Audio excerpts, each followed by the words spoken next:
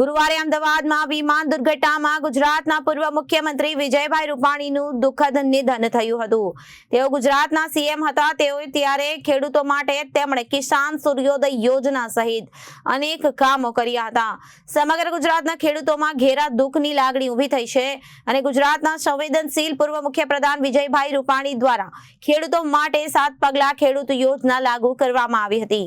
ખેડૂતોના હૃદયમાં વિજયભાઈ અમર વ્યક્તિત્વ તરીકે હંમેશા આદર ભાવથી રહેશે તેમ સુરતના ખેડૂત આગેવાન જયેશભાઈ જણાવ્યું હતું અને પોતાની સંવેદના વ્યક્ત કરી હતી। રાજ્યના માજી મુખ્યમંત્રી વિજયભાઈ રૂપાણી આપણી વચ્ચે નથી રહ્યા। સમગ્ર ગુજરાતના ખેડૂતોમાં ખૂબ જ ઘેરા દુઃખની લાગણી ઊભી થઈ છે। વિજયભાઈએ જે રીતે ખેડૂતો માટેના ત્વરિત નિર્ણયો કર્યા છે હર હંમેશ ખેડૂતો એને યાદ રાખશે।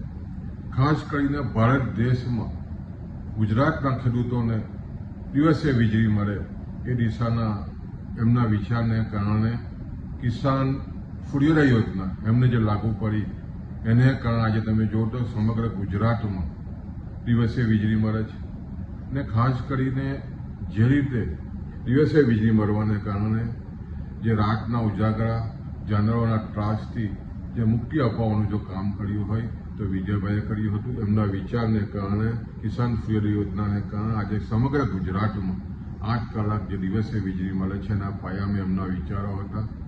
આજે જ્યારે વિજયભાઈ આપણી વચ્ચે નથી રહ્યા ત્યારે એમના વિચારોને યાદ કરીને અને ખાસ કરીને એમણે કરેલી કામગીરી સતત ખેડૂતો માટે યાદગીરી રૂપ રહેવાની છે।